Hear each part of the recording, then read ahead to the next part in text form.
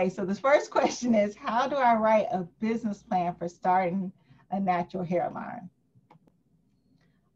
Before I even turn this over to our panel, I'd say this is something that we discussed a lot, even in forming this group. And one of the things I didn't mention about Desiree is that she's also a SBA advisor consultant. I don't know what title they use. What do they score? I said SBA score. They score. What do you score? Counselor or score volunteer? Actually, I put on workshops. Okay. Yeah. Okay. So she puts on workshops for SCORE. And one of the things that we looked at was some of the resources that SCORE has on their website for business planning. And that is something that is something that you have to work on, and that's a specialty within itself that is not necessarily covered by the six of us as far as writing a business plan specifically. But the SCORE, in fact, I'll find the site and I'll put it in chat. There's some SCORE resources that are really good for writing a business plan. When you're writing your business plan, some of the things that Desiree talked about, thinking about your business entity, and also marketing is going to be a big piece of that business plan. That's part of stopping and understanding what what it is you're trying to do, who your customer is. That's a huge part of your business plan.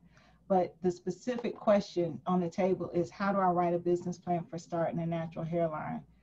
Can I interject maybe to yeah, help absolutely. on this? For this particular group, I would say keep it simple. You know, when you hear the word business plan, sometimes we get overwhelmed. We think we have to write this document that lives inside of a book somewhere. Yeah, right. And a lot of times, even in corporations, the business plan lives in different areas and they are shown on a PowerPoint. So, so when you think business plan, the first part of that is financial, basics, like, how much money do you think after you do what Desiree already said, of course, but your basic financial, and I won't use the word P&L in this case right now, but just to outline in simple key steps what you are trying to accomplish. Think of it like that, a roadmap, if you will, of what you're trying to accomplish for your business. And then think of it and just break it into different pieces. This is what I would like to, like year one, I would like to, and of course we all want millions and millions and millions of dollars for year one, but hey, if you get it the first year, look, call all of us because we will celebrate with you. But definitely, you want to break it into pieces. You want to start with simple budget, like Desiree, see her first to get the money figured out. What you have to spend for certain parts of the plan. And that's really, to me, I think taking that elephant and taking it and biting it into smaller pieces. Even if you can actually have don't kill me guys on this, but you can have a business plan on a page.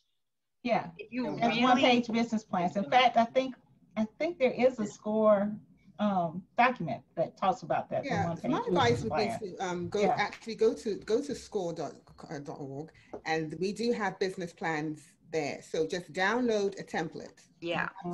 Download the template and review it. So when you review the template, you're going to have an idea of what you need to know, or the type of information that is required. So once you review the template, you'll know, it's going to give you an idea of where you are, where you're trying to go. And after you review it, you're going to either say, oh my God, I haven't done any of this, nor have I thought of it. So then to step back and to start to check the box. Get a checklist and start to check the box one at a time until you hit all the points.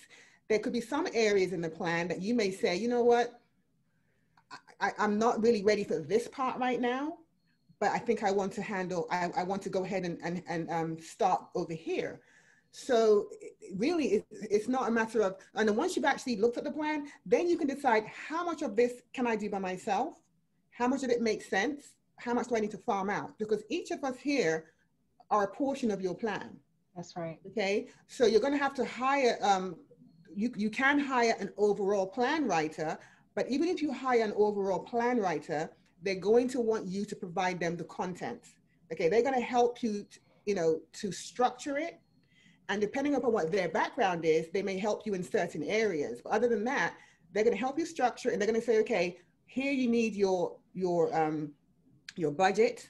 You're going to need your projections, because you definitely need projections, because if you're starting a plan, if you're starting a business, or if you are in a business and you're trying to create a plan, projections are very important, because that's pretty much where it all is. You got to project how much money you're going to make, how much you think you're going to make, and you're going to have assumptions. You're going to have to make assumptions based on those projections. So you're going to either have to have had experience and say, okay, based upon my last 3 or 4 years in the business, because I've been maintaining my financial statements, which you should be, you can look at those and you can make projections based on that. If you're starting out from scratch, then you want to do your research and figure out, okay, I'm in this particular industry, the manufacturing industry for beauty products.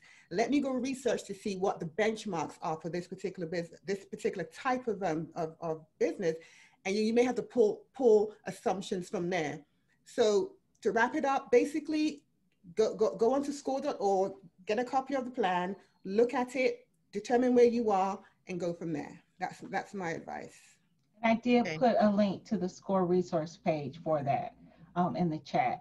And I think I actually have a copy of it, so I could probably send it to you, Elaine, and you can discuss it. That would be great. I have a copy of the plan. So. And Elaine, I want to interject just for 1 second, Angela. Also. Because I think all the information given was very valuable, definitely right on point. But I want to share something that I experienced, because when I started my business, I paid someone to do a great business plan. I mean, I paid a good price for it, and they did a great job. However, I end up not really being able to use it, even with having all of the information that Desiree and Sean say that you need, because all of those things are true.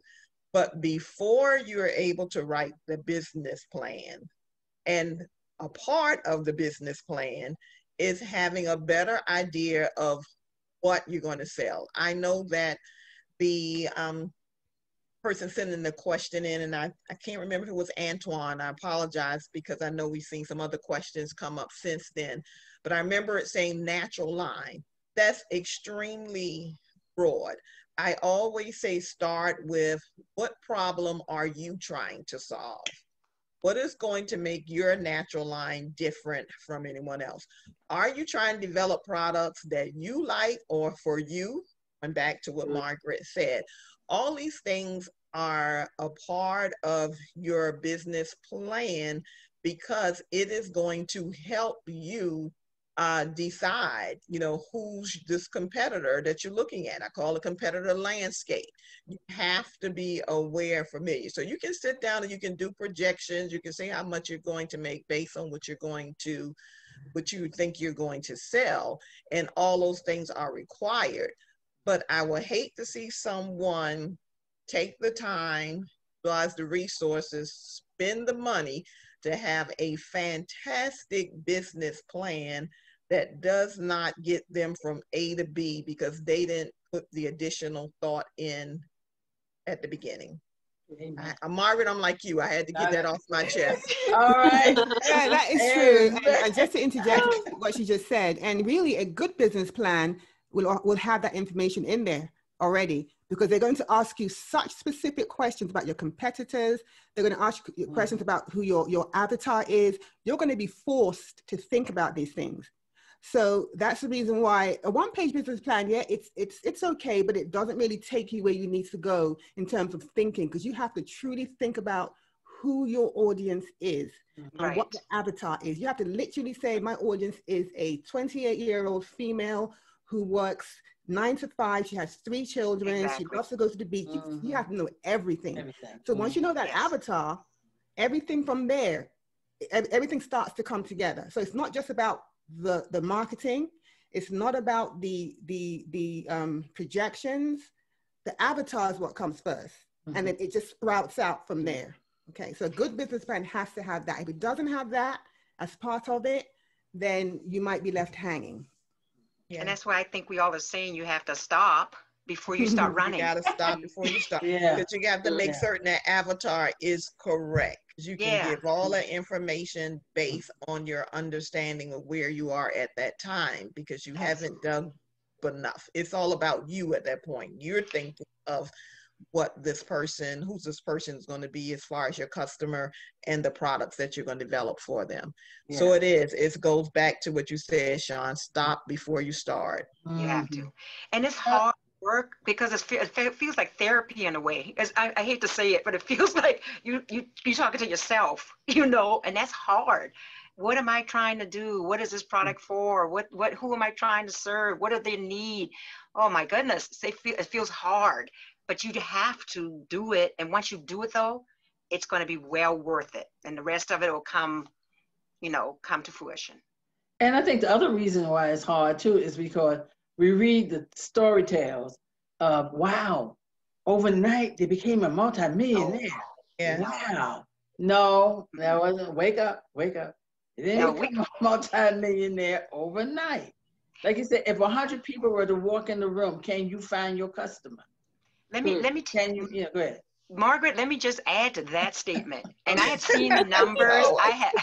I have seen the numbers. I know brands, when you see brands and you say, oh my gosh, that brand just successful overnight. Oh gosh, there's Shea Moisture. Oh my gosh, there's Maria. Oh my goodness, there's Camille Rose. Oh my God.